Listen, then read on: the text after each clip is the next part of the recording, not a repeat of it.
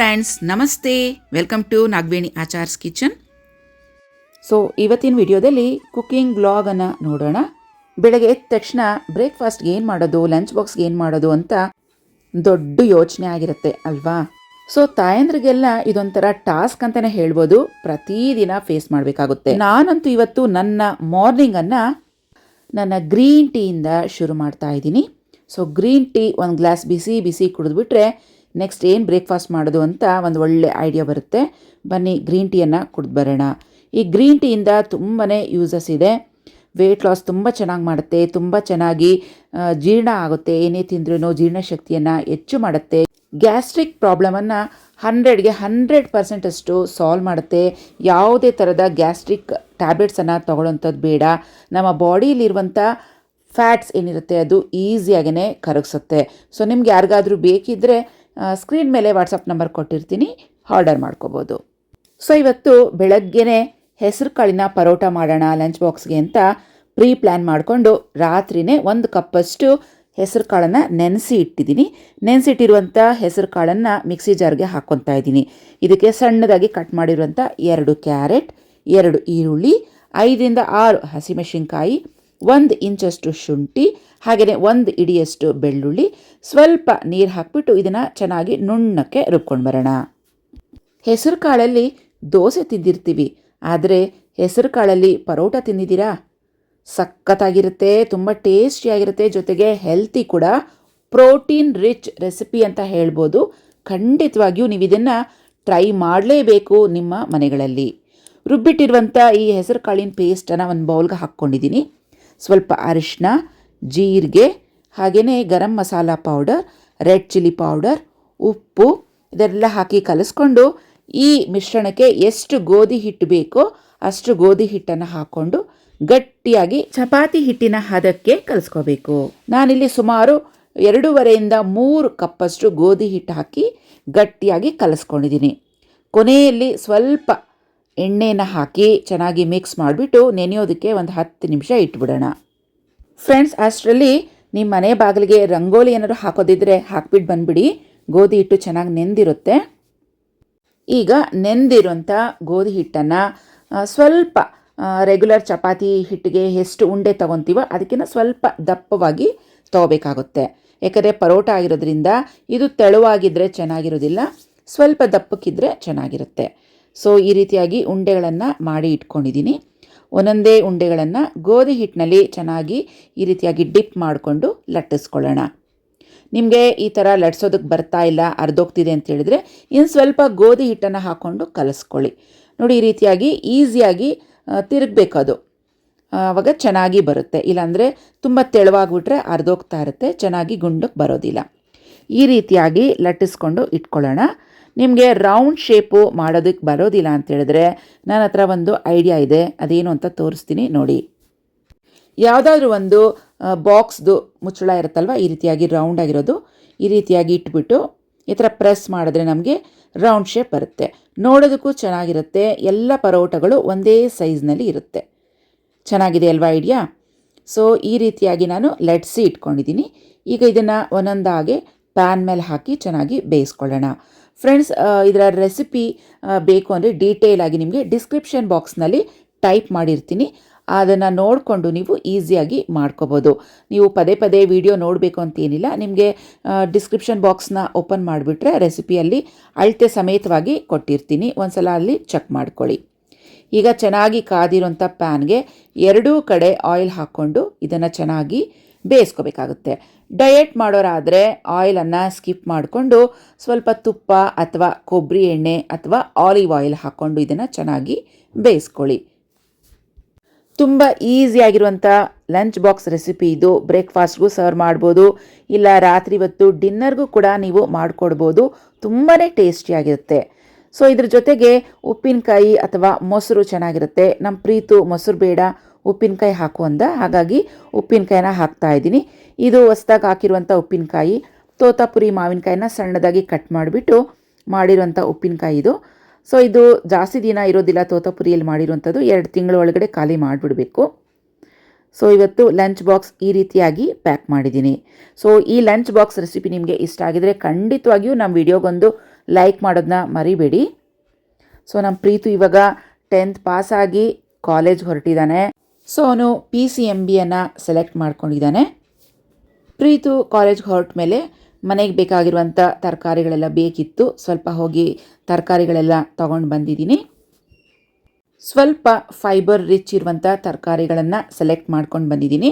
ಏಕೆಂದರೆ ನನ್ನ weight ಲಾಸ್ಗೂ help ಆಗುತ್ತೆ, ಸೊ ಮನೆಯವ್ರಿಗೂ ಒಳ್ಳೆಯದು. ಆ ರೀತಿಯಾಗಿರುವಂಥ ತರಕಾರಿಗಳನ್ನು ತಂದಿದ್ದೀನಿ. ಗೆಡ್ಡೆಕೋಸು ಆಗಿರ್ಬೋದು, ಸೋರೆಕಾಯಿ, ಬೆಂಡೆಕಾಯಿ ಮತ್ತು ತೊಂಡೆಕಾಯಿ ಈ ರೀತಿಯಾಗಿ ತಂದಿದ್ದೀನಿ. ಹಾಗೆಯೇ ಹೀರೆಕಾಯಿ, ಇದರಲ್ಲಂತೂ ತುಂಬಾ ಫೈಬರ್ ಇರುತ್ತೆ, ತುಂಬಾ ಒಳ್ಳೆಯದು ವೆಯ್ಟ್ ಲಾಸ್ ಮಾಡೋರಿಗೆ.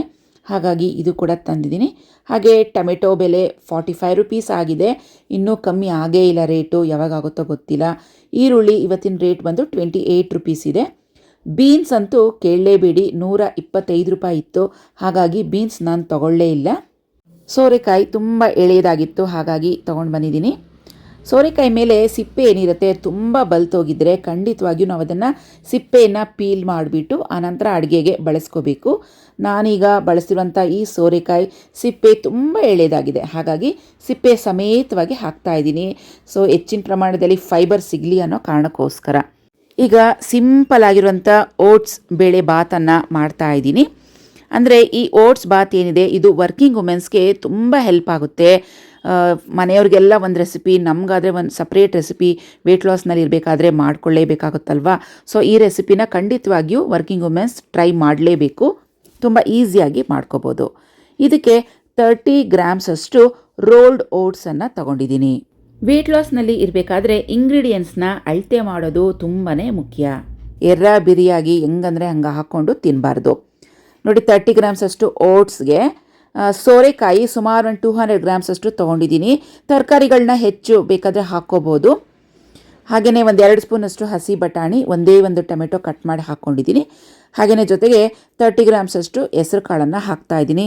ಬೆಳಗ್ಗೆ ಹೆಸರು ಕಾಳು ಚಪಾತಿ ಮಾಡಿದ್ನಲ್ವ, ಸ್ವಲ್ಪ ಹೆಸರು ಕಾಳು ನೆಂದಿರೋದು ತೆಗೆದಿಟ್ಟಿದ್ದೆ, ಅದರಲ್ಲೇ ಒಂದು 2 ಸ್ಪೂನಷ್ಟು ಹಾಕ್ಕೊತಾ ಇದ್ದೀನಿ. ಹಾಗೆಯೇ ಒಂದು ಅರ್ಧ ಸ್ಪೂನಷ್ಟು ಉಪ್ಪು, ಅರ್ಧ ಸ್ಪೂನಷ್ಟು ಪಿಂಕ್ ಸಾಲ್ಟ್, ಒಂದು 3/4 ಸ್ಪೂನಷ್ಟು ಸಾಂಬಾರು ಪೌಡರನ್ನು ಹಾಕ್ತಾಯಿದ್ದೀನಿ. ಹಾಗೆ ಹುಳಿಗೋಸ್ಕರ ನಾನಿಲ್ಲಿ ಮಾವಿನಕಾಯನ್ನು ಸಣ್ಣದಾಗಿ ರೀತಿಯಾಗಿ ಕಟ್ ಮಾಡಿಕೊಂಡು ಫ್ರೀಝರ್ನಲ್ಲಿ 1 ವರ್ಷಕ್ಕೆ ಬೇಕಾಗುವಷ್ಟು ಸ್ಟೋರ್ ಮಾಡಿ ಇಟ್ಕೊತೀನಿ. ಅದರಲ್ಲಿ ಒಂದು 4-5 ಪೀಸಷ್ಟು ಹಾಕ್ತಾಯಿದ್ದೀನಿ. ಜೊತೆಗೆ 1 ಗ್ಲಾಸಷ್ಟು ನೀರು ಹಾಕಿ ಇದನ್ನು ಬೇಯಿಸ್ಕೊಳ್ಳೋದು ಅಷ್ಟೇ. ವೆಯ್ಟ್ ಲಾಸ್ನಲ್ಲಿ ಇರಬೇಕಾದ್ರೆ ನಾವು ಹುಣಸೆ ಹಣ್ಣನ್ನು ಆದಷ್ಟು ಅವಾಯ್ಡ್ ಮಾಡಬೇಕು. ಹೆಚ್ಚಾಗಿ ನಿಂಬೆಹಣ್ಣು ಅಥವಾ ಮಾವಿನಕಾಯಿ ಹುಳಿಯನ್ನು ಬಳಸ್ಕೋಬೇಕಾಗುತ್ತೆ. ಈಗ ಇದು ಸುಮಾರು 2 ವಿಸಿಲ್ ಕೂಗಿದ್ರೆ ಸಾಕು. ನೋಡಿ ಎಷ್ಟು ಚೆನ್ನಾಗಿ ಬೆಂದೋಗಿದೆ ಅಲ್ವಾ, ಸೂಪರ್ ಆಗಿದೆ. ತುಂಬ ಈಸಿಯಾಗಿ ಮಾಡ್ಕೋಬೋದು. ಈ ರೀತಿಯಾಗಿ ಚಿಕ್ಕ ಕುಕ್ಕರ್ ಬರುತ್ತೆ, 1 ಲೀಟರ್ದು 2 ಲೀಟರ್ದು. ಈ ರೀತಿ ನೀವು ತಂದಿಟ್ಕೊಂಡ್ಬಿಟ್ರೆ ನಿಮಗೆ ಈಸಿ ಆಗುತ್ತೆ. ಯಾಕಂದರೆ ವೆಯ್ಟ್ ಲಾಸ್ನಲ್ಲಿ ಇರಬೇಕಾದ್ರೆ ನಮ್ಮೊಬ್ರಿಗೆ ಮಾತ್ರ ಅಡುಗೆ ಮಾಡ್ಕೋಬೇಕಾಗುತ್ತೆ. ಅದಕ್ಕೆ ದೊಡ್ಡ ದೊಡ್ಡ ಕುಕ್ಕರ್ಗಳನ್ನ ಯೂಸ್ ಮಾಡೋಕ್ಕಾಗೋದಿಲ್ಲ. ಸೊ ನಮಗೊಬ್ರಿಗೋಸ್ಕರ ಈ ರೀತಿಯಾಗಿ ಪುಟಾಣಿ ಕುಕ್ಕರನ್ನು ತೆಗೆದಿಟ್ಕೊಂಬಿಡಿ. ಇದು ಕುಕ್ಕರ್ ಏನಿದೆ, ನಮ್ಮ ಪ್ರೀತಮ್ ಚಿಕ್ಕ ಮಗು ಇದ್ದಾಗ ಅವನಿಗೆ ಚಿಕ್ಕ ಗ್ಲಾಸಷ್ಟು ಅಕ್ಕಿ ಹಾಕ್ಬಿಟ್ಟು ಬಿಸಿ ಬಿಸಿ ಅನ್ನ ಮಾಡ್ಕೊತಿದ್ನಲ್ವಾ, ಆವಾಗ ತರಿಸಿದಂಥ ಕುಕ್ಕರ್ ಇದು ಹಾಗೇ ಇಟ್ಕೊಂಡಿದ್ದೀನಿ. ನನಗೆ ಇವಾಗ ಯೂಸ್ ಆಗ್ತಿದೆ. ನೋಡಿ, ಈಗ 1 ಬೌಲಷ್ಟು ಈ ಓಟ್ಸ್ ಬಾತ್ ಏನಿದೆ ಅದನ್ನು ಸರ್ವ್ ಮಾಡ್ಕೊತಾ ಇದ್ದೀನಿ.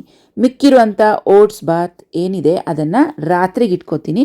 ಸೊ ಪೂರ್ತಿಯಾಗಿ ಹಾಕ್ಕೊಂಡ್ರೆ ನನಗೆ ಜಾಸ್ತಿ ಆಗುತ್ತೆ. ಹಾಗಾಗಿ ಒಂದು ಅಳತೆಯಲ್ಲಿ 1 ಬೌಲಷ್ಟು ಹಾಕ್ಕೊಂಡಿದ್ದೀನಿ.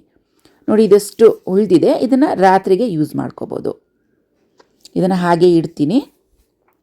ಹಾಗೆಯೇ ಇದಕ್ಕೆ ಸಾಲಡ್ಸ್ಗೆ ನಾನಿಲ್ಲಿ ಬರೀ ಸೌತೆಕಾಯಿನ ಇಟ್ಕೊಂಡಿದ್ದೀನಿ. ಹಾಗೆಯೇ 1 ಪೀಸಷ್ಟು ಫಿಶ್ ಇಟ್ಕೊಂಡಿದ್ದೀನಿ. ಇದು ಬಾಂಗಡೆ ಫಿಶ್ ಇದು. ಜೊತೆಗೆ ಒಂದು ಅರ್ಧ ಸ್ಪೂನಷ್ಟು ತುಪ್ಪ ಹಾಕ್ಕೊಂಡು ಸರ್ವ್ ಮಾಡೋದು. ಸೊ ಫ್ರೆಂಡ್ಸ್, ನನ್ನ ಈಟಿಂಗ್ ಪೀರಿಯಡ್ ಬಂದು ಮಧ್ಯಾಹ್ನ 1 ಗಂಟೆಯಿಂದ 7 ಗಂಟೆ ಒಳಗೆ. ಇಷ್ಟೊಳಗಡೆ ನಾನು ಮಧ್ಯಾಹ್ನ ಲಂಚ್ ಮತ್ತು ರಾತ್ರಿ ಡಿನ್ನರನ್ನು ಮುಗಿಸ್ಕೊತೀನಿ. ಸೊ ಈ ರೀತಿ ಮಾಡೋದ್ರಿಂದ ಬೇಗನೆ ವೆಯ್ಟ್ ಲಾಸ್ ಆಗ್ತಾಯಿದೆ. ಇದು ನನಗೆ ಚೆನ್ನಾಗಿ ಸೆಟ್ ಆಗಿದೆ. ಮಧ್ಯಾಹ್ನ ಊಟ ಆದಮೇಲೆ ನಿದ್ದೆ ಬರುತ್ತಲ್ವಾ, ಸೊ ನಿದ್ದೆಯನ್ನು ಅವಾಯ್ಡ್ ಮಾಡೋಕ್ಕೋಸ್ಕರ ಏನಾದರೂ ಒಂದು ಕೆಲಸ ಮಾಡಬೇಕು ಅಂಥೇಳಿ ಇಲ್ಲಿ ಬೆಣ್ಣೆಯನ್ನು ಕಡಿತಾ ಇದ್ದೀನಿ. ಸುಮಾರು 2 ತಿಂಗಳದು ಹಾಲಿನ ಕೆನೆಯನ್ನು ಫ್ರೀಝರ್ನಲ್ಲಿ ಸ್ಟೋರ್ ಮಾಡಿ ಇಟ್ಟಿದ್ದೆ. ಫ್ರಿಡ್ಜ್ನಲ್ಲಿ ಇಡಬಾರ್ದು, ಫ್ರೀಝರ್ನಲ್ಲಿ ಇಡಬೇಕು. ಫ್ರೀಝರ್ನಲ್ಲಿ ಇಡೋದ್ರಿಂದ ತುಂಬಾ ಫ್ರೆಶ್ ಆಗಿರುತ್ತೆ. ನೋಡಿ ಇದು 2 ತಿಂಗಳದು ಹಾಲಿನ ಕೆನೆ. ರಾತ್ರಿನೇ ಫ್ರೀಝರಿಂದ ತೆಗೆದು ಇಟ್ಬಿಟ್ಟು ಅದಕ್ಕೆ ಒಂದು ಸ್ವಲ್ಪ ಮೊಸರು ಹಾಕಿ ಎಪ್ಪಾಕಿ ಇಟ್ಟಿದ್ದೆ. ಬೆಳಗ್ಗೆ ಎಷ್ಟೊತ್ತಿಗೆ ಚೆನ್ನಾಗಿ ಎಪ್ಪಾಗಿತ್ತು. ಈಗ ಇದನ್ನು ಈ ರೀತಿಯಾಗಿ ಹ್ಯಾಂಡ್ ಬ್ಲೆಂಡರನ್ನು ಯೂಸ್ ಮಾಡಿಕೊಂಡು ಬ್ಲೆಂಡ್ ಮಾಡ್ತಾ ಇದ್ದೀನಿ. ಬೆಣ್ಣೆ ಈಸಿಯಾಗಿ ಬಂದ್ಬಿಡುತ್ತೆ ನೋಡಿ. ಹ್ಯಾಂಡ್ ಬ್ಲೆಂಡರ್ ಅಂತೂ ನನಗಂತೂ ತುಂಬಾ ಹೆಲ್ಪ್ ಆಗುತ್ತೆ. ಪ್ರತಿಯೊಂದಕ್ಕೂ ಮಿಕ್ಸಿಯನ್ನು ತೆಗಿಬೇಕಾಗುತ್ತೆ, ಮಿಕ್ಸಿ ತೊಳೆಯೋದಕ್ಕೂ ಕಷ್ಟ, ಎಲ್ಲದಕ್ಕೂ ಕಷ್ಟ ಆಗುತ್ತಲ್ವಾ. ಈ ಹ್ಯಾಂಡ್ ಬ್ಲೆಂಡರ್ ಒಂದು ಇದ್ಬಿಟ್ರೆ ನಮಗೆ ಮಸ್ಸೊಪ್ ಮಾಡ್ಕೊಳ್ಳೋಕ್ಕೆ ತುಂಬಾ ಈಸಿ ಆಗುತ್ತೆ. ಈ ರೀತಿಯಾಗಿ ಬೆಣ್ಣೆ ಕಡಿಯೋದಕ್ಕೆ ತುಂಬಾ ಈಸಿ ಆಗುತ್ತೆ. ವೆಜಿಟೇಬಲ್ಸ್ ಸೂಪ್ ಮಾಡಿದಾಗ ವೆಜಿಟೇಬಲ್ಸನ್ನು ಮ್ಯಾಶ್ ಮಾಡೋದಕ್ಕೂ ಕೂಡ ಈ ಬ್ಲೆಂಡರ್ ಯೂಸ್ ಮಾಡ್ಕೋಬೋದು. ಹಾಗೆಯೇ ಬೇಳೆಯನ್ನು ಮಸಿಯೋದಕ್ಕೆ ಪ್ರತಿಯೊಂದಕ್ಕೂ ಯೂಸ್ ಆಗುತ್ತೆ. ನಿಮ್ಮ ಹತ್ರ ಹ್ಯಾಂಡ್ ಬ್ಲೆಂಡರ್ ಇಲ್ಲ ಅಂತ ಹೇಳಿದ್ರೆ ಖಂಡಿತವಾಗಿಯೂ ಒಂದೊಂದು ಹ್ಯಾಂಡ್ ಬ್ಲೆಂಡರನ್ನು ಪರ್ಚೇಸ್ ಮಾಡಿಟ್ಕೊಳ್ಳಿ. ತುಂಬಾ ಕಮ್ಮಿ, 800ಇಂದ 1000 ರೂಪೀಸ್ ಆಗುತ್ತೆ ಅಷ್ಟೇ. ಕೆಲಸ ಕೂಡ ತುಂಬಾ ಈಸಿಯಾಗಿ ಬೇಗನೆ ಆಗುತ್ತೆ. ಸೊ ನಿಮಗೆ ಹ್ಯಾಂಡ್ ಬ್ಲೆಂಡರ್ ಲಿಂಕ್ಸ್ ಬೇಕಂದರೆ 2-3 ಥರದ್ದು ಕಂಪ್ನಿದು ಏನು ಹ್ಯಾಂಡ್ ಬ್ಲೆಂಡರ್ಸ್ ಬರುತ್ತೆ ಅದು ಕೆಳಗೆ ಡಿಸ್ಕ್ರಿಪ್ಷನ್ ಬಾಕ್ಸ್ನಲ್ಲಿ ಕೊಟ್ಟಿರ್ತೀನಿ. ಸೊ ನಿಮಗೆ ಅದರಲ್ಲಿ ಯಾವುದು ಬಡ್ಜೆಟ್ ಫ್ರೆಂಡ್ಲಿ ಇರುತ್ತೋ ಅದನ್ನು ನೀವು ಪರ್ಚೇಸ್ ಮಾಡ್ಬೋದು. ಫ್ರೆಂಡ್ಸ್, ಈಗ ಬೆಣ್ಣೆ ಕಡಿಯೋದಕ್ಕೆ ವಾಪಸ್ ಬರೋಣ. ಬೆಣ್ಣೆ ಎಲ್ಲ ಚೆನ್ನಾಗಿ ಬ್ಲೆಂಡ್ ಮಾಡಿದ್ಮೇಲೆ ನೋಡಿ ಈ ರೀತಿಯಾಗಿ ಕೋಲ್ಡ್ ವಾಟರಿಂದ ಚೆನ್ನಾಗಿ 2-3 ಸಲ ವಾಶ್ ಮಾಡಬೇಕಾಗುತ್ತೆ. ಆವಾಗ ಅದರಲ್ಲಿ ಹುಳಿ ವಾಸನೆ, ಹುಳಿ ಅಂಶ ಏನಾದರೂ ಇದ್ದರೂ ಚೆನ್ನಾಗಿ ಆ ನೀರಿನಲ್ಲಿ ಹೊರಟೋಗುತ್ತೆ. ಹಾಗಾಗಿ 2 ಸಲ ಚೆನ್ನಾಗಿ ಫ್ರೆಶ್ ವಾಟರಲ್ಲಿ ವಾಶ್ ಮಾಡ್ಕೊತೀನಿ. ಈ ರೀತಿಯಾಗಿ ವಾಶ್ ಮಾಡಿಕೊಂಡು ಮತ್ತು ನೀರೆಲ್ಲ ಚೆನ್ನಾಗಿ ಹಿಂಡಿಬಿಟ್ಟು ಸಪ್ರೇಟಾಗಿ ಒಂದು ಪ್ಲೇಟ್ಗೆ ತೆಗೆದಿಡ್ತಾ ಇದ್ದೀನಿ. ಈ ರೀತಿಯಾಗಿ ನೋಡಿ, ಸುಮಾರು ಇದು 2 ತಿಂಗಳದಿದು 1-1.5 kgಯಷ್ಟು ಬೆಣ್ಣೆ ಬರುತ್ತೆ. ಇದನ್ನು ಸಪ್ರೇಟಾಗಿ ಬೇಕು ಅಂದರೆ ಸ್ವಲ್ಪ ಸಪ್ರೇಟ್ ಬಾಕ್ಸ್ಗೆ ತೆಗೆದು ನೀವು ಸ್ಟೋರ್ ಮಾಡಿ ಇಟ್ಕೋಬೋದು ಫ್ರಿಜ್ನಲ್ಲಿ. ಅಕ್ಕಿ ರೊಟ್ಟಿ, ರಾಗಿ ರೊಟ್ಟಿ ಎಲ್ಲ ಮಾಡಿದಾಗ ಈ ಬೆಣ್ಣೆನ ಯೂಸ್ ಮಾಡ್ಕೋಬೋದು. ಬೆಣ್ಣೆ ಕಾಯೋದಕ್ಕೆ ಕೂಡ ಇಟ್ಬಿಟ್ಟಿದ್ದೀನಿ. ಇದಕ್ಕೆ ಒಂದು ಸ್ವಲ್ಪ ಉಪ್ಪು, ಸ್ವಲ್ಪ ಅರಿಶಿನ, ಹಾಗೆ ಒಂದು ಅರ್ಧ ಟೀ ಸ್ಪೂನಷ್ಟು ಮೆಂತ್ಯ ಕಾಳು, ಈ 3 ಹಾಕಿರೋದು. ಹಾಕಿಬಿಟ್ಟು ಇದನ್ನು ಸಿಮ್ ಫ್ಲೇಮ್ನಲ್ಲಿ ಚೆನ್ನಾಗಿ ತುಪ್ಪ ಕಾಯಿಸ್ಕೋಬೇಕು. ಆವಾಗ ಈ ರೀತಿಯಾಗಿ ಕೈ ಆಡಿಸ್ತಾನೆ ಇರಬೇಕು. ತಣ್ಣಕ್ಕಾದಮೇಲೆ ಇದನ್ನು ಶೋಧಿಸ್ಬಿಟ್ಟು ಈ ರೀತಿಯಾಗಿ ಗ್ಲಾಸ್ ಬಾಟ್ಲ್ನಲ್ಲಿ ಸ್ಟೋರ್ ಮಾಡಿ ಇಟ್ಕೋತೀನಿ. ನೋಡಿ, ಹೋಮ್ ಮೇಡ್ ತುಪ್ಪ ರೆಡಿ ಆಯ್ತಲ್ವಾ. ತುಂಬ ಚೆನ್ನಾಗಿರುತ್ತೆ, ಟೇಸ್ಟ್ ಮತ್ತು ಹೆಲ್ತಿ ಅಂತ ಹೇಳ್ಬೋದು. ನಿಮಗೆ ಈ ರೀತಿಯಾಗಿ ಬೆಣ್ಣೆ ತೆಗೆಯೋದು, ತುಪ್ಪ ಮಾಡೋದು ಡೀಟೇಲ್ ವಿಡಿಯೋ ಬೇಕು ಅಂದರೆ ನಮ್ಮ ಚಾನಲ್ನಲ್ಲಿದೆ, ಒಂದು ಸಲ ಪ್ಲೀಸ್ ಚೆಕ್ ಮಾಡ್ಕೊಳ್ಳಿ. ಫ್ರೆಂಡ್ಸ್, ನಿಮಗೆ ಈಗಾಗಲೇ ಒಂದು ವಿಡಿಯೋದಲ್ಲಿ ತೋರಿಸಿದ್ದೀನಿ ಈ ರೀತಿಯಾಗಿ ಮುತ್ತಿನ ಸರ ನಾನು ಮನೆಯಲ್ಲೇ ಹೇಗೆ ಪೋಣಿಸ್ಕೊಂಡೆ ಅಂತ. ಯಾರಾದರೂ ಹೊಸಬ್ರಿದ್ದರೆ ಆ ವಿಡಿಯೋನ ಒಂದು ಸಲ ಚೆಕ್ ಮಾಡಿ, ಲಿಂಕನ್ನು ಕೊಟ್ಟಿರ್ತೀನಿ ನೋಡಿ. ಈ ರೀತಿಯಾಗಿ 2 ಎಳೆಯಲ್ಲಿ ಮುತ್ತಿನ ಸರ ಪೋಣಿಸ್ಕೊಂಡಿದ್ದೆ. ಡಾಲರು ತೂಕ ಕೂಡ ಆ ವಿಡಿಯೋದಲ್ಲಿ ಹೇಳಿದ್ದೀನಿ. ಗೋಲ್ಡ್ ಮತ್ತು ಇದು ಬೀಡ್ಸ್ ಏನಿದೆ ಪ್ರತಿಯೊಂದೂ ನಾನು ತೂಕ ಹೇಳಿದ್ದೀನಿ ಆ ವಿಡಿಯೋದಲ್ಲಿ. ಈ 2 ಎಳೆ ಏನು ಮಾಡಿದ್ನಲ್ವ, ಇದು ಯಾಕೋ ನನಗೆ ತುಂಬ ಶಾರ್ಟ್ ಆಗ್ತಿದೆ. ಹಾಗಾಗಿ ಇದನ್ನು ಫುಲ್ ತೆಗೆದುಬಿಟ್ಟು ಎಲ್ಲ ಕಂಪ್ಲೀಟಾಗಿ ಒಂದೇ ಎಳೆ ಮಾಡ್ಕೊಳ್ಳೋಣ ಅಂಥೇಳಿ ಇದನ್ನೆಲ್ಲ ತೆಗೆದುಬಿಟ್ಟು ಒಂದು ಎಳೆಯಲ್ಲಿ ಪೋಣಿಸ್ಕೊತಾ ಇದ್ದೀನಿ. ಒಂದು ಸೈಡ್ ಏನಿತ್ತು 2 ಎಳೆ ಅದನ್ನು ಕಟ್ ಮಾಡಿಬಿಟ್ಟು ಒಂದು ಎಳೆಗೆ ಕೌಂಟ್ ಮಾಡಿಕೊಂಡೆ. ಮತ್ತು ಇವಾಗ ಈ ಕಡೆ ಎಳೆ ಏನಿದೆ ಇದನ್ನು ಕಟ್ ಮಾಡ್ಕೊತೀನಿ. ಒಟ್ಟಿಗೆ ಕಟ್ ಮಾಡ್ಕೊಂಬಿಟ್ರೆ ಕನ್ಫ್ಯೂಸ್ ಆಗುತ್ತೆ ಅಂಥೇಳಿ ಈ ರೀತಿಯಾಗಿ ಸಪ್ರೇಟಾಗಿ ಮಾಡ್ಕೊತಾ ಇದ್ದೀನಿ. ಈ ಮುತ್ತನ್ನು ಪೋಣಿಸೋದಕ್ಕೆ ತುಂಬ ಅಂದರೆ ತುಂಬ ಸಣ್ಣ ಸೂಜಿಯನ್ನು ತಗೊಂಡಿದ್ದೀನಿ. ಈ ಸೂಜಿಗೆ ದಾರ ಹಾಕೋದಕ್ಕೆ ಸುಮಾರು ಒಂದು 5-10 ನಿಮಿಷ ಬೇಕಾಯಿತು. ಏಕೆಂದರೆ 2 ಎಳೆ ದಾರ ಹಾಕಿದ್ದೀನಿ. 2 ಎಳೆ ಹಾಕೋದಕ್ಕೆ ತುಂಬಾ ಕಷ್ಟ ಆಗುತ್ತೆ ಈ ಥರ ಸೂಜಿಯಲ್ಲಿ. 1 ಎಳೆ ತುಂಬ ಈಸಿಯಾಗಿ ಹೋಗುತ್ತೆ ನೋಡಿ. ಈ ರೀತಿಯಾಗಿ ಮುತ್ತನ್ನು ಪೋಣಿಸ್ಕೊಳ್ಳೋದು ತುಂಬಾ ಈಸಿಯಾಗಿ ಮಾಡ್ಕೋಬೋದು. ಇದು 1 ಎಳೆ ಮುತ್ತಿಗೆ ಸುಮಾರು ಒಂದು 800 ರೂಪೀಸ್ ಅಥವಾ 1000 ರೂಪೀಸ್ ಆಗಿದೆ ಅಂತ ಅನ್ಕೋತೀನಿ. 100 ಪರ್ಲ್ಸ್ ಇರುತ್ತೆ.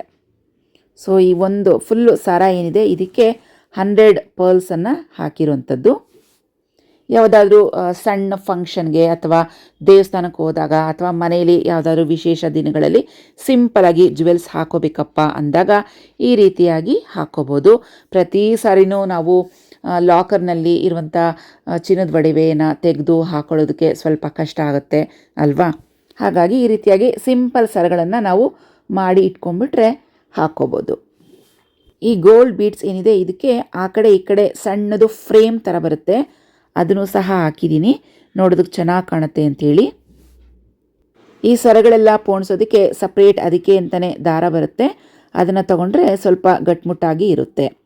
ಮಾಮೂಲಿ ಬಟ್ಟೆ ಹೊಲಿಯುವಂಥ ದಾರದಲ್ಲಿ ಹೊಲಿಬಾರ್ದು, ಕಿತ್ತೋಗ್ಬಿಡುತ್ತೆ. ನೋಡಿ ಸರ ರೆಡಿ ಆಯಿತು, ಒಂದೆಳೆ ಮುತ್ತಿನ ಸರ.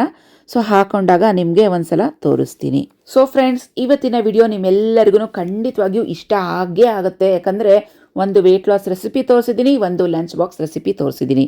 ಸೊ ಖಂಡಿತವಾಗಿಯೂ ನಮ್ಮ ವಿಡಿಯೋಗೆ ಒಂದು ಲೈಕ್ ಕೊಡೋದನ್ನ ಮರಿಬೇಡಿ. ಹಾಗೆ ನಿಮ್ಮ ಫ್ರೆಂಡ್ಸ್ಗೂ ಕೂಡ ನಮ್ಮ ವಿಡಿಯೋನ ಶೇರ್ ಮಾಡ್ಕೊಳ್ಳಿ. ಮತ್ತೆ ಭೇಟಿ ಆಗ್ತೀನಿ ಮತ್ತೊಂದು ವಿಡಿಯೋದಲ್ಲಿ. ಅಲ್ಲಿವರೆಗೂ ಟೇಕ್ ಕೇರ್. ಬಾಯ್ ಫ್ರೆಂಡ್ಸ್, ನಮಸ್ತೆ.